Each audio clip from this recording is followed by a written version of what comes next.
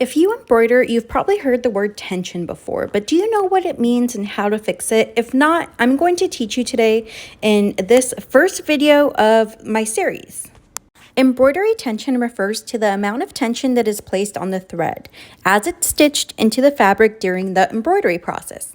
Proper tension is important for producing high quality embroidery as it helps to ensure that the thread is evenly stitched into the fabric and that the final design looks uniform and professional.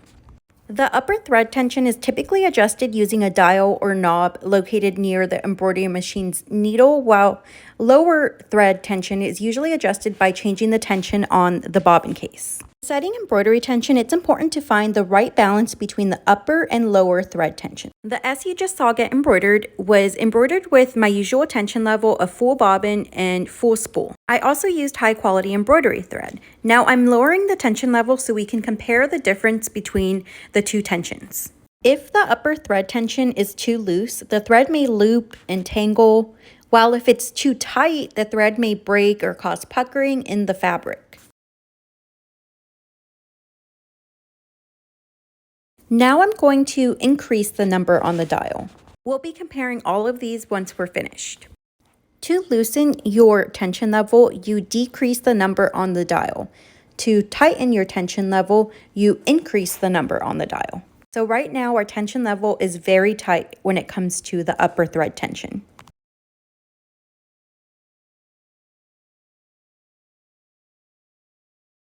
Now I'm setting my tension back to where it normally sits, which is usually a 3. Now I'm going to be switching out my bobbin with a bobbin that's running out of thread.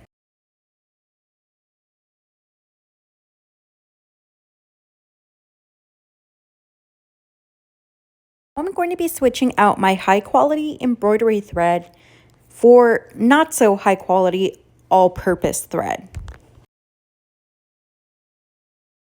I'm also going to put back my bobbin that was not running out of thread.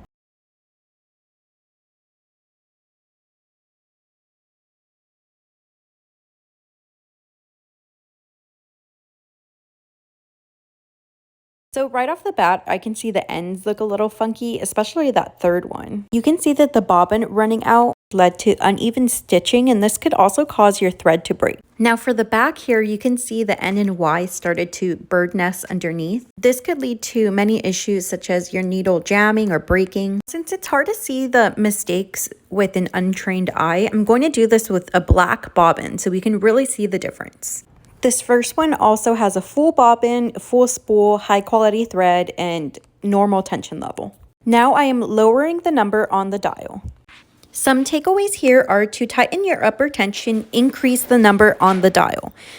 Now I'm increasing the number on the dial. Now you can start to see the bobbin color coming through. Now I'm replacing my bobbin with a bobbin that's running out of thread.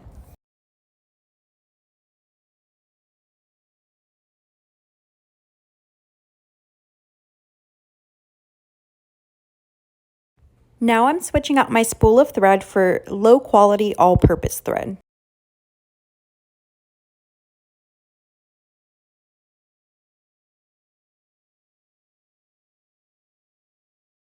Looking back at this, increasing the number on the dial significantly, using a bobbin that's running out of thread, and using low quality all-purpose thread is where you can really see the bobbin color coming through. You can get away with the U's here. Don't let those U's fool you because good tension will show the bobbin color coming through the middle about 1/3. And the U here, you see it coming in just a sliver, maybe like a 1/6. Now here are some key takeaways from today.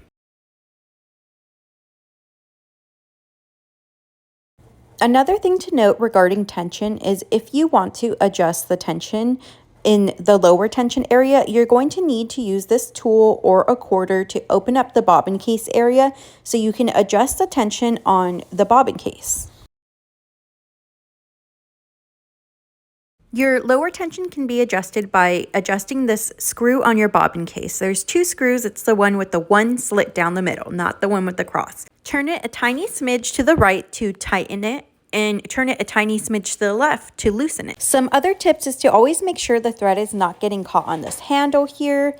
Always make sure the thread is not shredding through this hoop here or through the needle area. This can happen if you're using low quality all-purpose thread.